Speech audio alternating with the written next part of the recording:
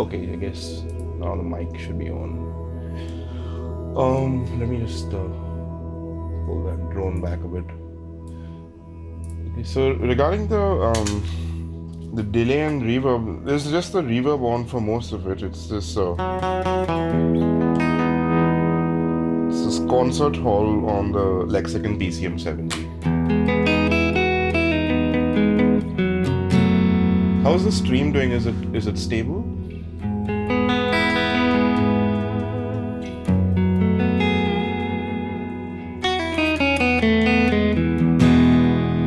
So without the PCM, this is what it sounds like. Just a dry sound.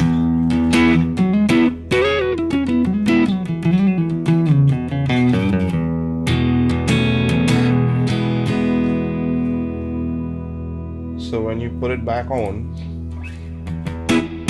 can you hear that? A little bit of that on the top end. And it's all kind of very dependent upon how much treble you put into the reverb. Because if I put the bridge pickup on full,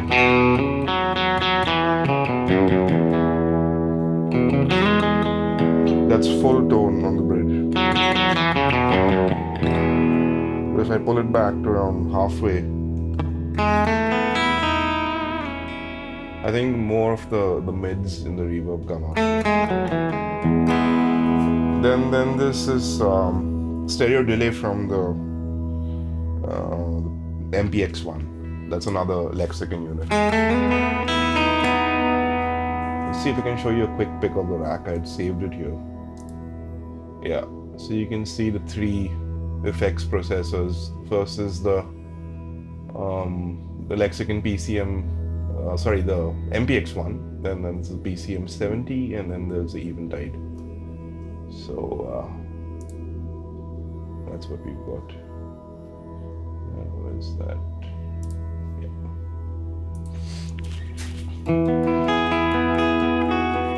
So that stereo delay is pretty cool. You should be hearing it in stereo.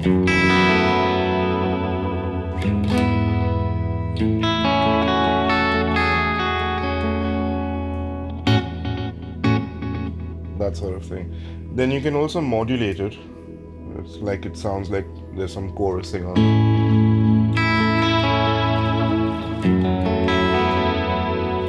So this with a swell, this is that Moore slow engine.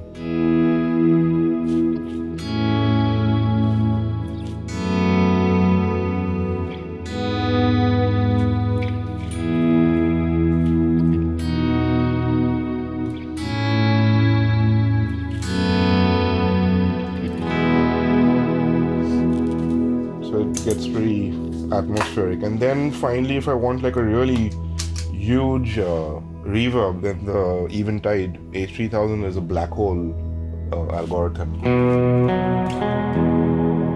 So it's like pretty massive.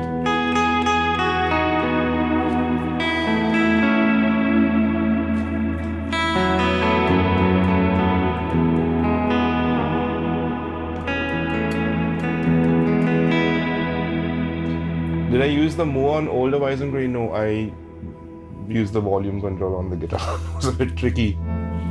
That sort of thing. I forgot that drone's still on.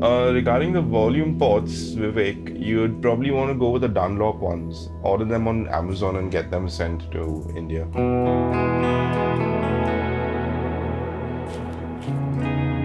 Jishnu likes my shirt. Bro, I bought it from the from the Levi's store in Linking Road. Because just before the Zero gig, my wife insisted I go and buy some proper clothes. So this is Bombay Shopping Hall.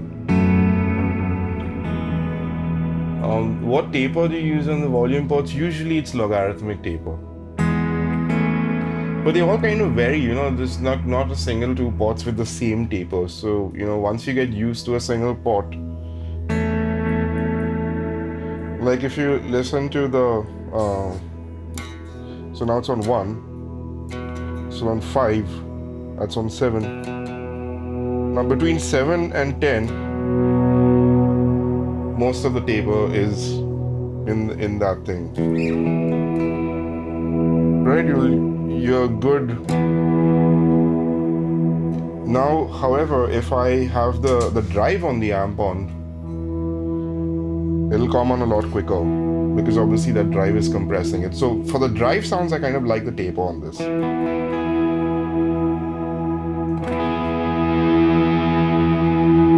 That again, that's the thing from 7 to 10. So in this narrow range, there's a lot of sensitivity, which is really cool. Like small movements can, you know.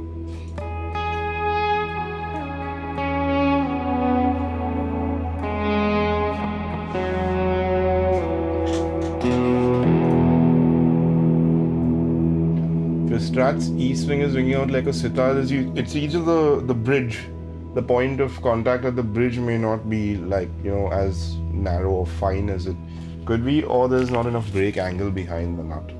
It's one of the two. It's either the nut or the bridge, so check both.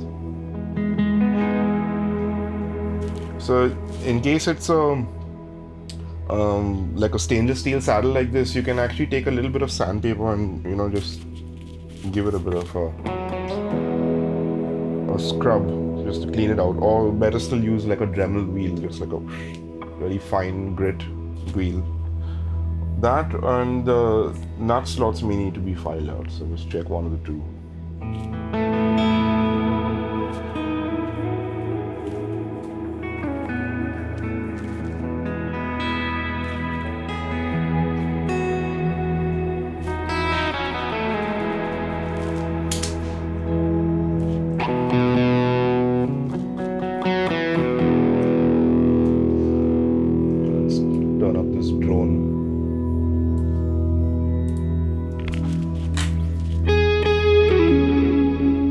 How's the stream for you guys? Is it still stable? Because I'm still in testing phase.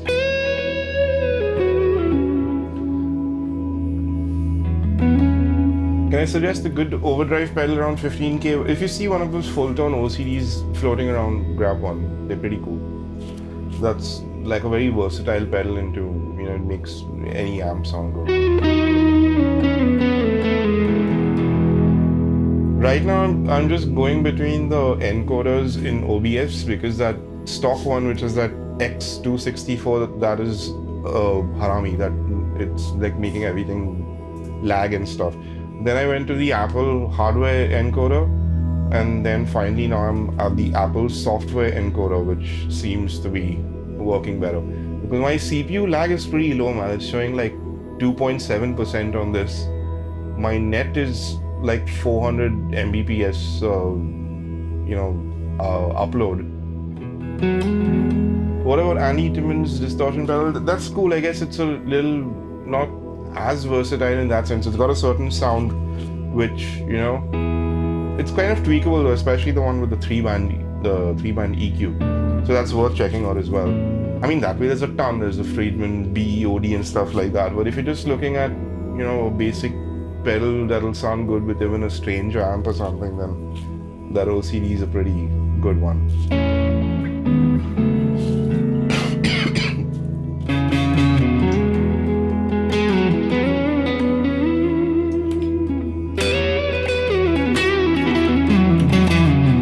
That way, my favorite overdrive is still the Maxon SD9, but it's a bit of a tricky guy to get used to. There's a video on my YouTube channel if you want to have a look, and there's also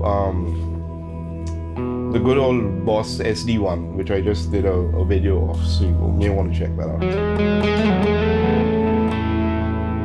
Will I ever come to Lucknow to perform? It depends. I mean, I've played heaps in Lucknow, but usually with people like Vishal and Shekhar or Amit Trivedi, like at the IMs or something like that. But if, you know, maybe IM Lucknow wants to get Blackstrat Blues down someday, then I'm totally open to that.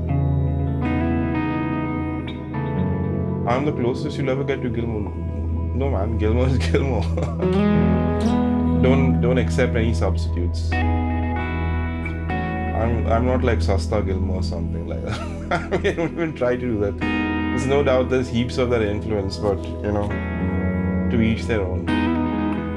Is it okay to remove string trees from a square stat? It depends on the break angle. So usually if you wind your strings all the way to the bottom, or maybe get those staggered tuners, which let you, like the Eric Johnson strat. If you can see the tuners, notice how come on man, focus. Yeah, there you go. Can you see the tuning posts get shorter and shorter? So in that case, you don't need any string trees because that's what this guitar is designed for. There's no, as you can see, there's never been a string tree installed on it.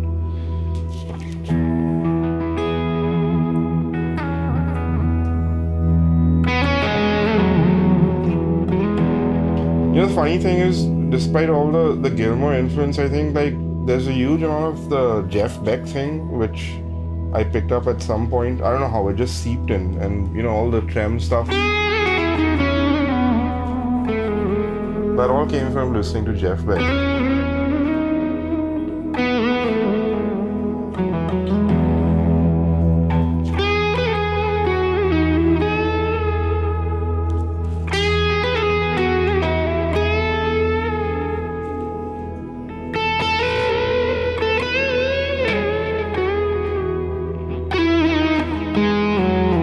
Am I coming to Mahindra Blues Festival this year? No, not really. But I may be down just after that. Any tips on getting the most out of a small tube amp? Well, it depends a lot on the room and the speaker. The speaker is very important. So maybe if you can go to a 1x12, it may sound a little bigger.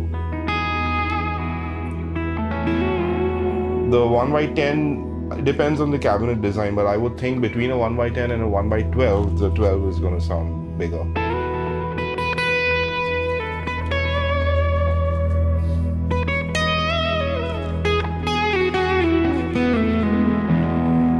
You like the tone? Thanks, man. It's basically just the RC booster. I'm using that into either channel. So into the clean channel, it's. I was kind of like on a clean strat kick since this morning, just playing.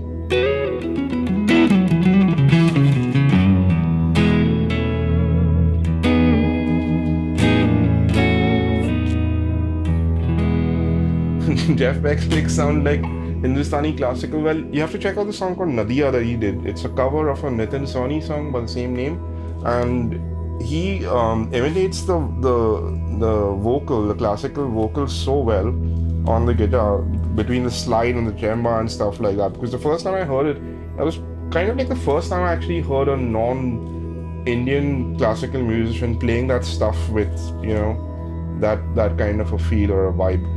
It's kind of very uncanny how he copied it down to like the closest thing. But speaking of Jeff Beck, there's a song by the Yardbirds called Heart Full of Soul, where he kind of does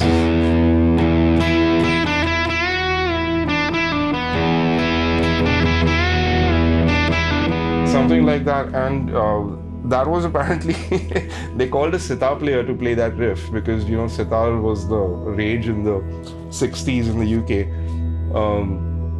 So that guy couldn't get the timing properly. For some reason, they weren't able to communicate it to him. So then Jeff Beck was like, hang on, let me try it. So he popped on his fuzz pedal and he played that riff, and that's what ended up on the record. Pretty cool story.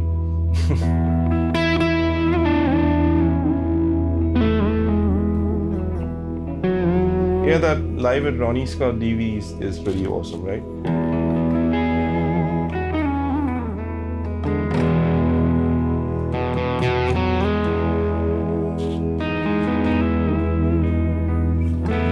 There's a nice song he plays with Eric Clapton. They do a soul Muddy Water song called "You Need Love." Jimmy Page and Robert Plant are sitting in the audience, and Beck looks at them and he has this smile. If you listen to it, you'll know exactly. I did see him live. He came to Auckland, I think 2006 or 7, sometime around then, or maybe 8. And I saw him there. It was pretty cool. A great gig. When he came, I think it was still Tao on bass and Vinny on drums. And I forgot who was on keys. It wasn't Jason Rebello who normally plays with him. Blanking out. It was quite some time back. But yeah, definitely one of the best gigs I've seen. It took him a while. I think what happened is he had two amps, a Marshall and a Fender, and it looked like the Fender was like giving some trouble because you could see that light flickering and then it went off. And then I think after 5 or 6 songs it came back on, and then he was really happy after that. He was like, oh cool, now we can play. Then he just took off from there.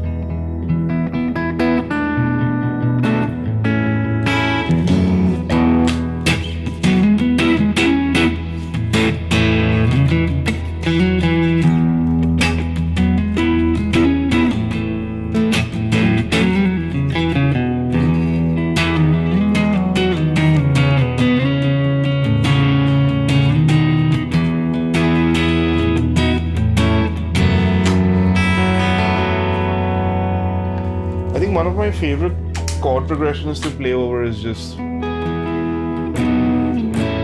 it's the 1, 5, and 4.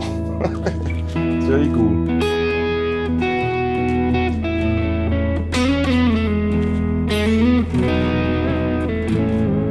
There's some really cool licks I picked up in that format, the 1, 5, and 4. It's this Jackson Browne album called Running on Empty. It's got some amazing lap steel playing from this guy called David Lindy, one of my favorite slide players. And I think the song is called You Love the Thunder.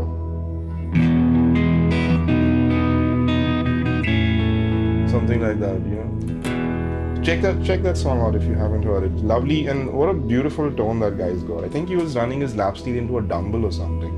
He was one of the first guys to have dumble build him an amp. So yeah, worth checking out. Where's the drone coming from? It's something I had an E drone. It's this file. It just keeps. It's like on YouTube they have that 1 hour of a drone or something. So it's something along those lines. Though I could generate it from like some Tanpura or something, but this is a cool sounding one. What is it called? Drone in E. Deep atmosphere. Search for that. It's one of those. It should be on YouTube.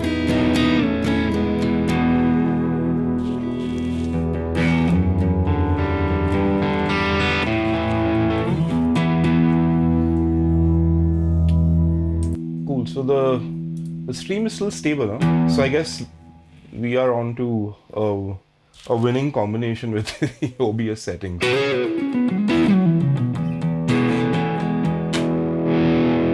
Okay, if it's sounding too angelic, then I can play you something.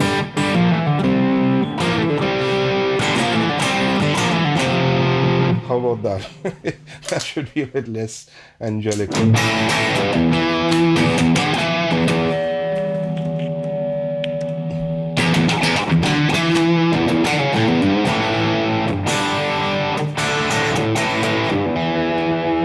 The thing is, this mic for my voice, it picks up the guitar as well, so you can hear that.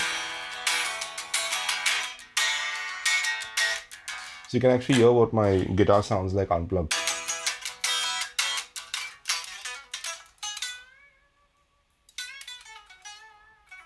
So then when you amplify it, it's just like.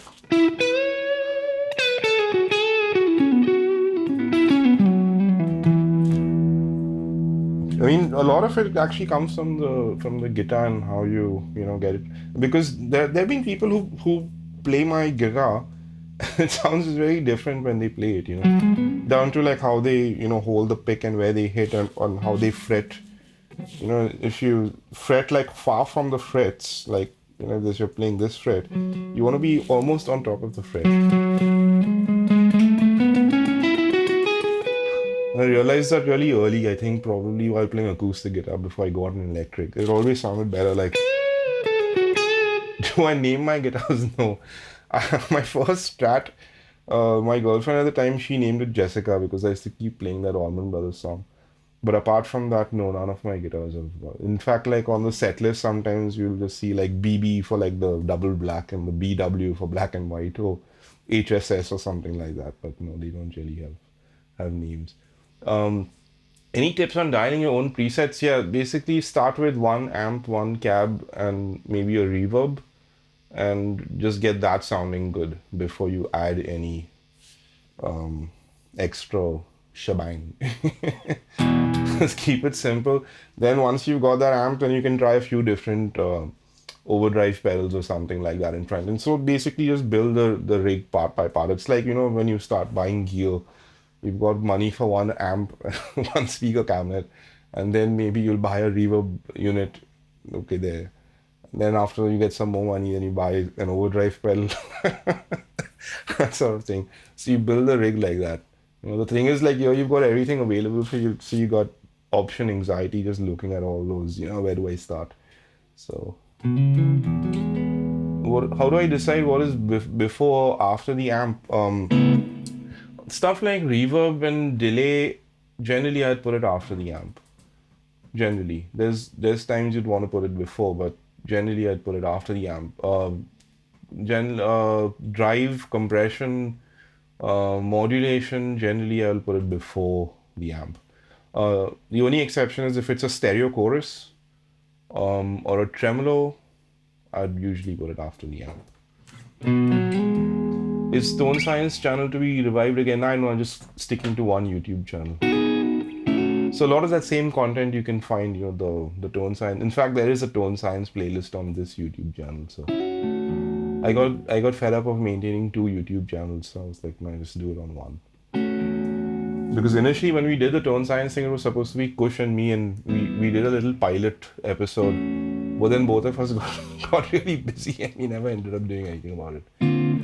So I think only after I came to NZ, I had the time and the space to. Especially now, I think it looks quite nice after rejigging the room. My wife used to keep telling me it looks so like what did she say? It looks like a clinic or something. It looks very clinical. She said add some color and everything. So this is all thanks to her suggestions and she's like, oh, look at all these guitars lying and nobody can even see them. So I was like, yeah, because it's supposed to be, I arranged it very ergonomically. Like, it was great to like just pick up a guitar from this side and be able to play it. But then unfortunately you couldn't see it. So I did and plus I think also from here the natural light hits better from this side. And there's like two windows on either side. And also I think we're kind of overcast today, so you're getting this diffuse sunlight. But it should be getting dark pretty soon. You'll see the light change. Which is why I set this camera on an auto ISO. Otherwise, if it's set on one thing, the whole image just gets darker as the sun goes down. But here the camera will slowly open up as the light gets less. I learned a very important lesson though on the value of lighting. Because it's the same camera, it just looks so much nicer, when the light's better from this side. Do I use chord voicings based on the sound you hear in my head? Sometimes actually what I'll do is maybe I'll stick with like a stock chord, like this E, for example. Let me see if I can do that with Blackwell. One sec. I'll show you what I mean.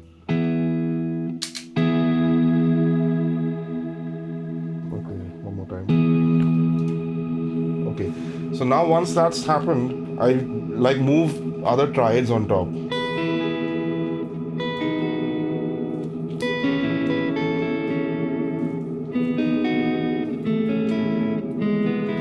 All triads on that E major scale.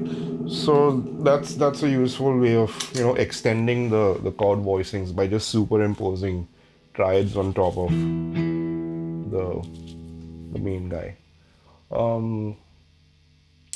Next gear I'm planning to get, well, I just bought a new mic preamp for the studio and a headphone amp, so I don't think I'm gonna get, in fact I may sell some shit hopefully.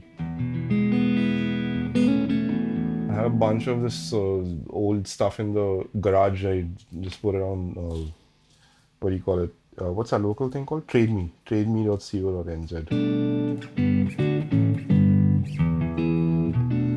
My brother may buy my telly. I wasn't really using it. Every time I'd like pick the telly up and I'm like, yeah, cool, but then I'd go back to the Strat. So, and he wanted a nice telly. I was like, okay, this is a nice one. Let's see.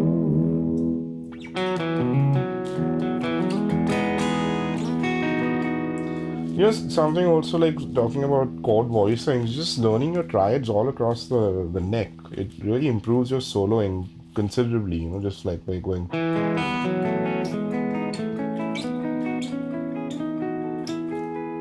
That sort of thing. So, I learned this one from my friend Taj.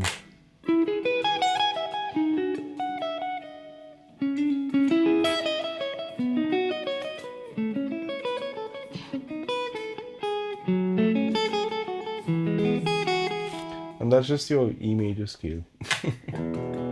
How am I liking the new preamp? Yeah, well, as of now, it's just adding 8 channels to my Apollo X8P, which is the main interface. And I put all these effects returns, the lexicons, into that. So 6 of those 8 are being used by just reverb and delay and eventide returns coming back into the system. So then it frees up the Apollo preamps for, keeping mics and stuff permanently plugged in. Because like say I suddenly want to record an acoustic guitar part, then by the time I go and set up a mic and connect the cable and all that stuff, I've kind of half lost the idea that I was going to do. So I just have that mic set up on a mic stand, cabled permanently, and it's in the corner. So if I need to record an acoustic guitar, all I do is pull that guitar out, pull this guy, tuck, and it's already on one channel. So just hit arm and it's pretty quick to record with. What is a good budget amp to keep at home and probably to take to small gigs? The Katana stuff is really nice. I mean, I did a gig with the Katana 100 and it kind of, held up at least for what I was doing. It was a covers gig with a friend. So as long as, I'm not like playing Blackstar Blues stuff where I really need that amp to respond just like I'm used to. For all these purposes, it was just the Les Paul straight into the Katana and it sounded fine. So that's definitely a good option. In fact, the 50, if you're not playing live, the 50 is absolutely fine. You just keep it hooked up to your computer so you can, edit and stuff on the fly. What mic do I use for acoustic tracking? I think it's an AKG 451 that I borrowed from Cole. Before that, I would use the Octava MK012s, which I still have, but that AKG does sound really nice. So that's what I've been using. Can I please play the intro to Bombay Rain, which is actually played by my brothers around. Let's see, put on some modulated delay. Let's see.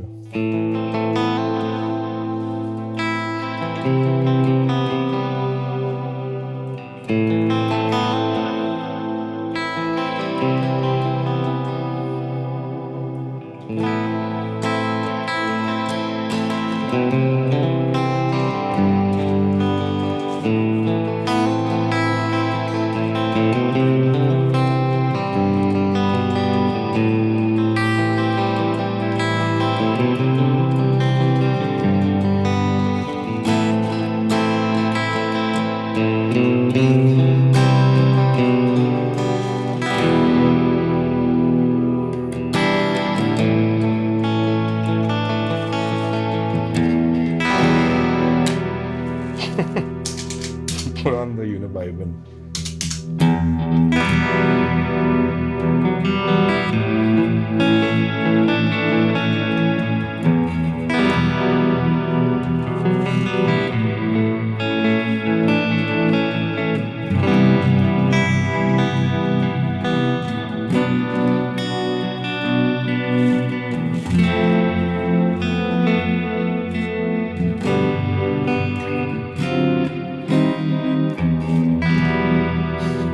Timeless chord progression always makes me feel happy when I play it.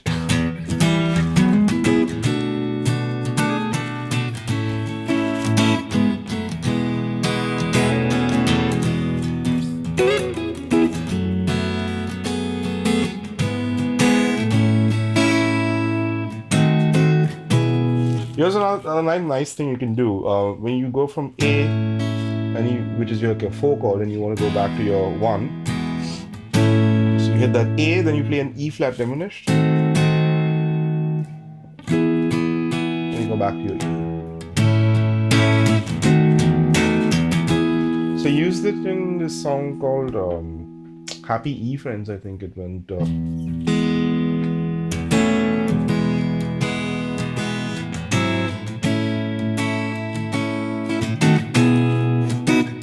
Just before it goes to the E, that's your E flat diminished. That's your E with a B in the bass.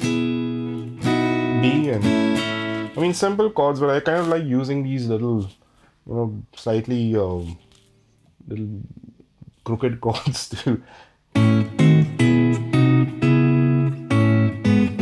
Even this guy here, that's your G sharp, that's your 7th. So it's a G sharp 7, but you take that 5 and you sharpen it, so it goes.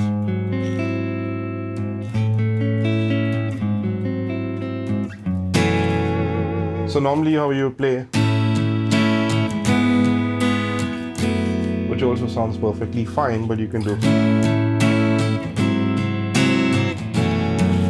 just to skew it a little bit.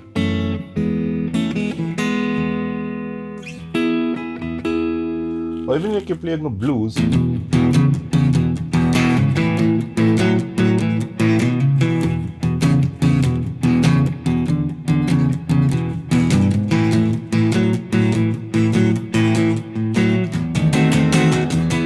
or you can do A and then you can do a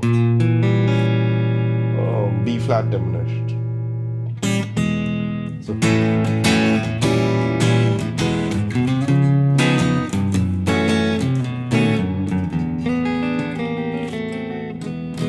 how do you get the thumb to hold the low E? Well, you need to hold it. Try doing this first, then try like doing like that kind of a chord. I know it's kind of weird because I used to always, when I used to play D, I used to do that to go to the G, which is why when you listen to "Oh to a Sunny Day," when it goes.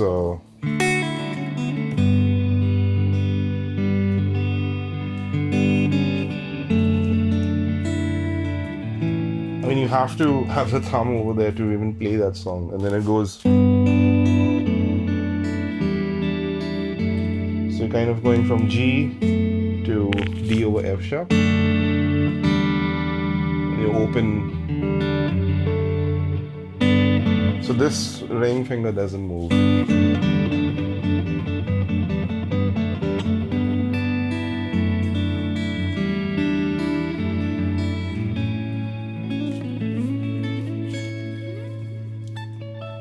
This move, that came from this Queen song called "Love of My Life." He does something like that. So I just flick that. It's just going from this A shape to this A shape. And then there's another one here if you want to. That's another thing. I mean, I learned that really early. Now, apparently, it's called the caged system. But I just knew it as like learning the, you can play A like that, then you can play it like that, and you can play it like this. So rather than playing the whole 6 strings, I'm just taking small chunks of that. And you do the same thing with, like, say, your A, D, E, A, D, E. That sort of thing. Then the next step is to use the whole scale.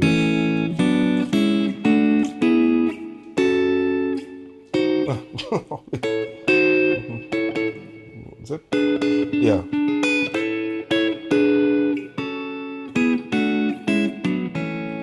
Then you do the same thing with this. And the same thing with this.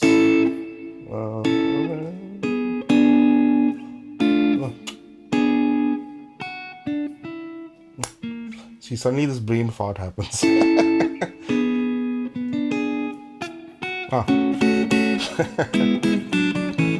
because I was going this way. It's normally like, and so on and so forth. Just till you run out of space. So you kind of go in both directions. And then suddenly you'll notice like all your lead playing, like your next time you're playing in A, you have an A shape here. And you have a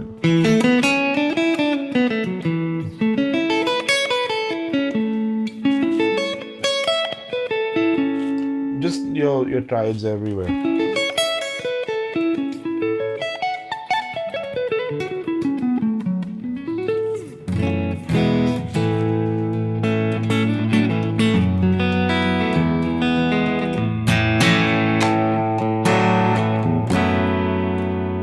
Great, so the stream has been stable for 42 minutes by the look of things. You need control of your life like my control on guitar, bro. You'll be in trouble in that case. I still have to get a lot better. Just sometimes getting these two hands to sync up, some days it just doesn't happen.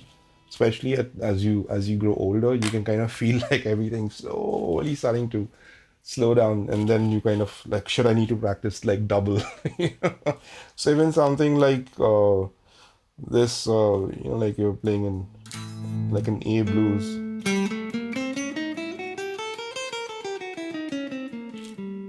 So just to get that sometimes is a bit of a mission, because it goes like, if you look at this block of 4 frets and you number them 1, 2, 3, 4, so it goes 1, 1, 3, 4, then 1, 2, 4, then 1, 3, 4, and 1, 2, 4.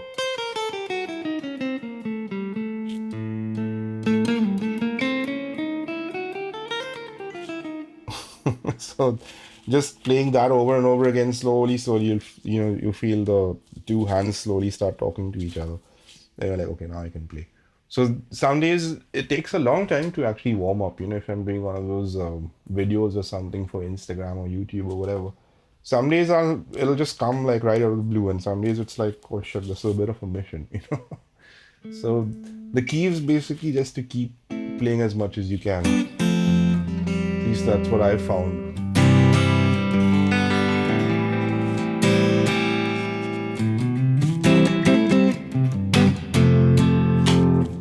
I'll try something cool as well in case you've got a 3 single coil Strat.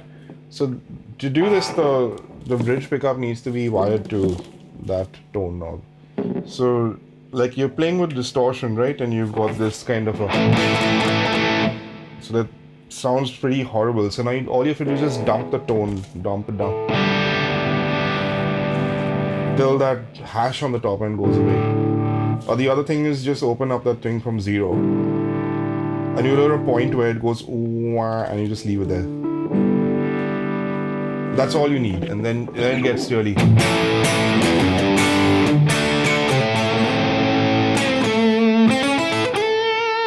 What's happening is the resonant peak of the pickup is a certain frequencies. When you turn the tone knob down, the frequency gets low. So the high notes, and they thicken up. Compare that to. Can you hear how like scratchy that sounds?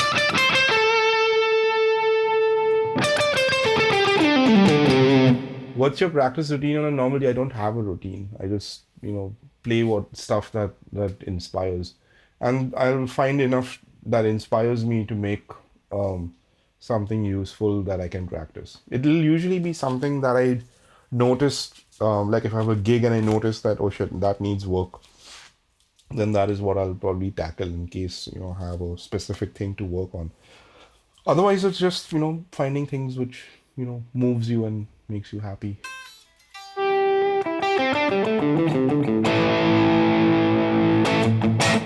This is the good old TS Mini, a small cheap tube screamer. I'll show you what that sounds like into the clean channel.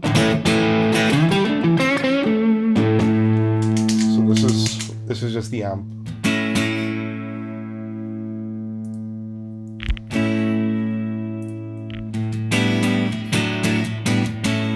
And that's the tube screamer.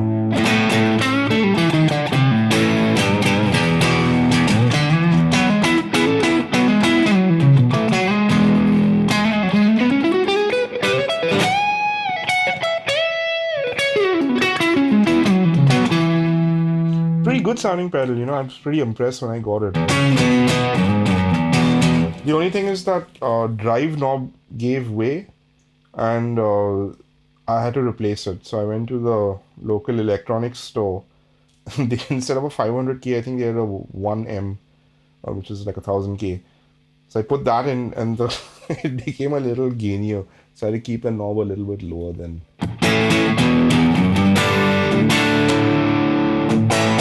Which is not bad, right? And here's something interesting. When you put that other pedal, the Roger Mayer Voodoo one in front,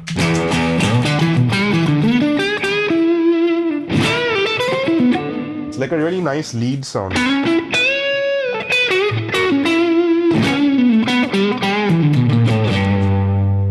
And then you can turn the volume down. Try the scale, what is it? 1, flat 2, flat 3. Then 5, and flat 6. Wait a second.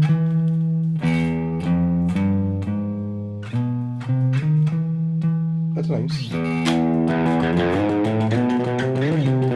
That's what it is, I reckon.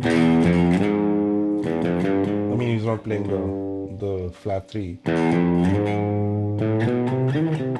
Any picks on studio monitors for tracking and mixing? See if you can find, at least to my ears, see if you can find an old pair of Mackie HR824s.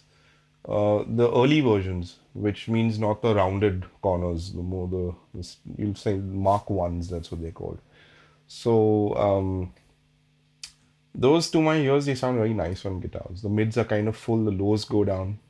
I think for guitars, 8-inch monitors are like, I don't know, there's no justification, but I think guitars sound nice on 8-inch monitors because the low end is, you know, pretty full sounding. It'll depend on your room as well, but if you can find those Mackies for cheap, I would recommend trying them out. There's my daughter play the guitar. She's got a little 6-string ukulele that she, you know, but she started playing the piano now, so hopefully that'll go somewhere. I mean, I'm not really putting any pressure on her if she wants to, you know. At this age also, there's a ton of things that kids, you know, would rather be doing as well. So I'm not gonna say like, you have to practice guitar now, because the moment you do that, then it just takes the joy out for them. So I'm just keeping whatever she wants to learn musically fun. She's like, figure out how to play Jingle Bells on the piano. Let me put this light on.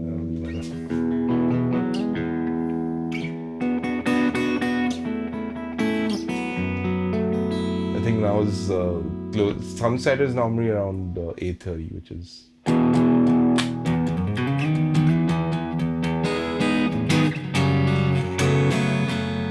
You know, these chords are something that I used a lot with my first band in Zero. I used to call them Alex Lifeson chords because that's how I kind of learned them.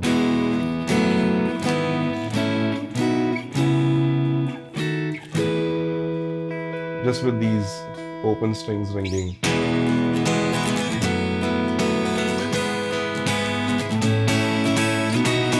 So, what are the songs we wrote?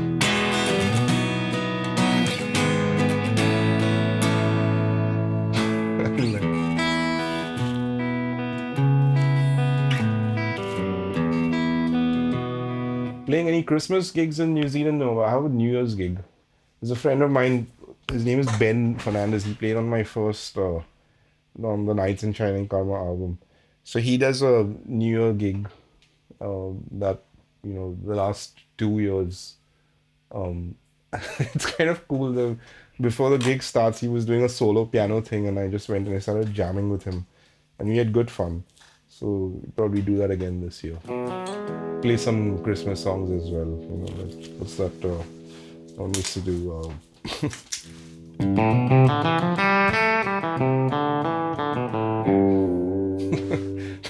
If you're looking for a nice Christmas album, check out the Ventures Christmas album. It's a really good thing to put on. Where are my HD 660s? Right here. But the HD 660s have an open back. So with this mic, they have a tendency to squeal with the feedback. Any thoughts on polyphia music? It's not for me. I get that a lot of people like it and more power to them, but not something that I spend time listening to. The life and chord is your favorite too. The hemispheres one, especially the F sharp major with the B in. Yeah. Let's put that on with some nice chorusing just for fun. Okay, that's.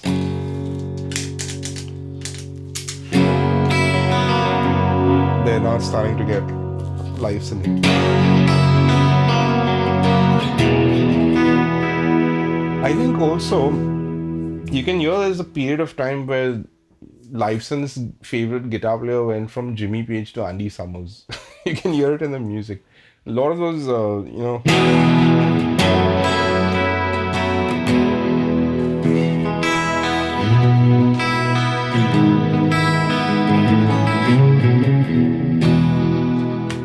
have I listened to this Saharan rock song by Modu Mokhtar? I have heard Modu Mokhtar, a couple of tracks. I don't know what the name of the song was, but I just queued up some stuff on YouTube and let it run. It's pretty awesome.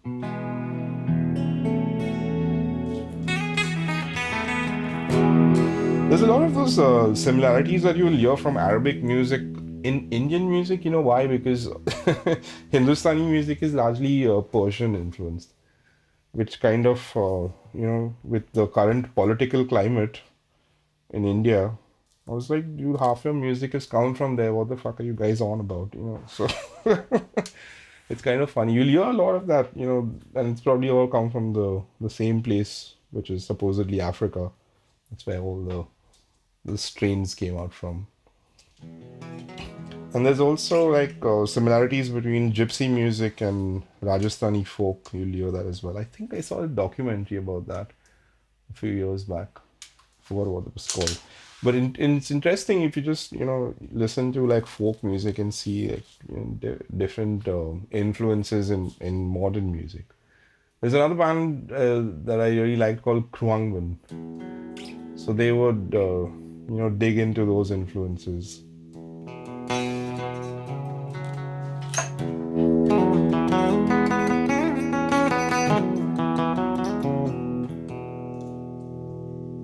You just learn your pentatonics across the neck.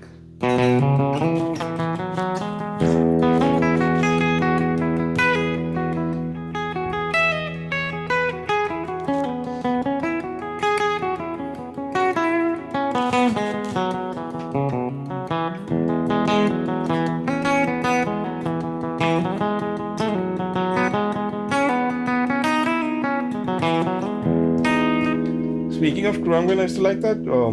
The album, what is it called? The Universe Smiles on You or something like that. There's one song called August 12. I think that's the song I kind of first got into them listening to.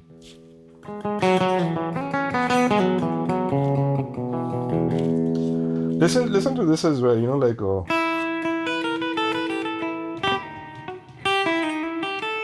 that's such a cool lick.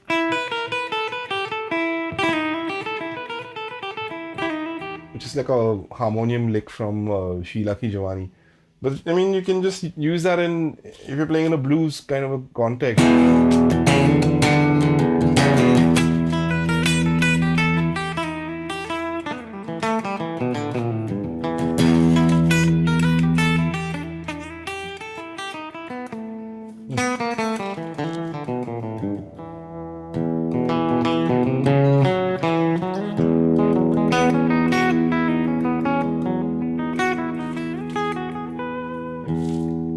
First time I kind of figured you could flatten the fifth, it was more like in this.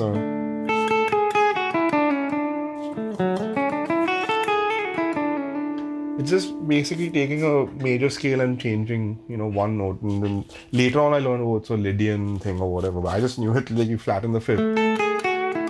Which is why a lot of theory, I think it's very important to associate the sound of whatever it is you're discussing theory-wise. The sound of it needs to get imprinted in your brain. You don't really need to know the names and everything, but as long as you can associate the sound and reproduce that sound, if you know where the notes lie. That's the most important thing. It's no use knowing like, oh, the major scale, if you flatten this one note, it becomes this and stuff. Yeah, but the sound of it is the most important thing.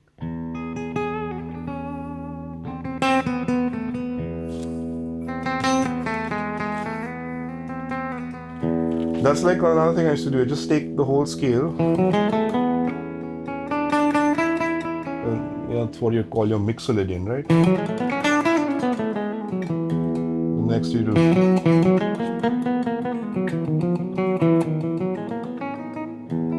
And you can do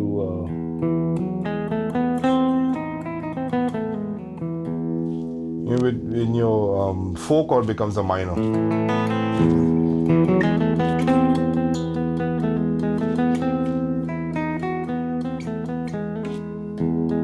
So you still have that major tonality for the 1, but then the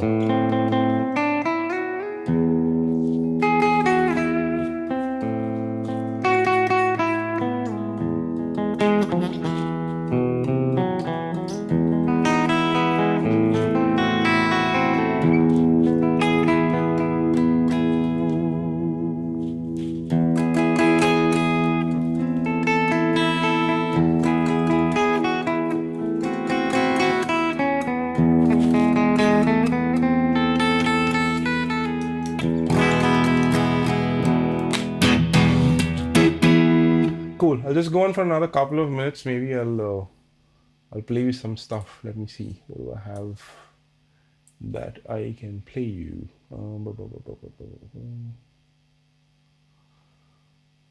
Let's see. There must be something here.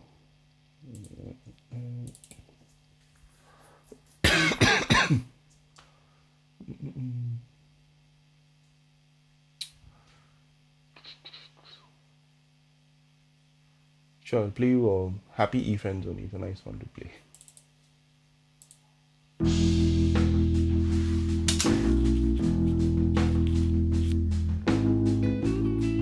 Have I tried a microtonal guitar? No, but I play slide and I use the whammy.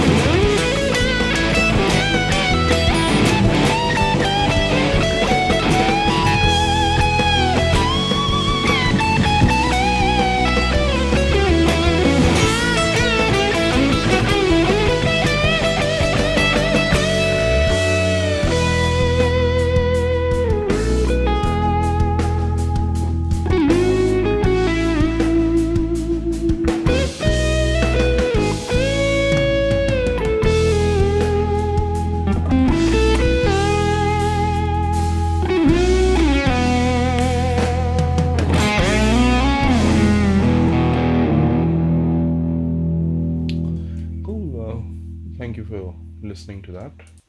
Let me see. I just missed a couple of questions. Thoughts on a P versus jazz versus a PJ? Well, the P is like the quintessential, rock bass. The J is between the two pickups. If you don't know how to blend them, that's really nice. That's probably my preference. And a PJ is you're kind of going to get a mix. You can do the whole. The P bass pickup does have a certain sound. So that's something you could, you just have to try it. I would say, at least for the sound that I liked, it's probably going to be just a jazz. The Knights in Shining Karma album cover, is that me and my mom? Yeah, in 1980, I think. I was just a few months old. So yeah, that was a good picture. Kind of very iconic looking. So yeah. Anyway, thank you for listening. I will take your leave and go have some dinner. But I'm glad that this thing was streaming properly today. So I'll probably stick with these settings, and I'll see you guys on the Sunday usual time. It'll be around 1 p.m. India time, roughly. I mean, don't hold me to it, but it depends on, when I get free and stuff. But yeah, thank you guys for listening. This was good fun. So see you guys again. Bye bye.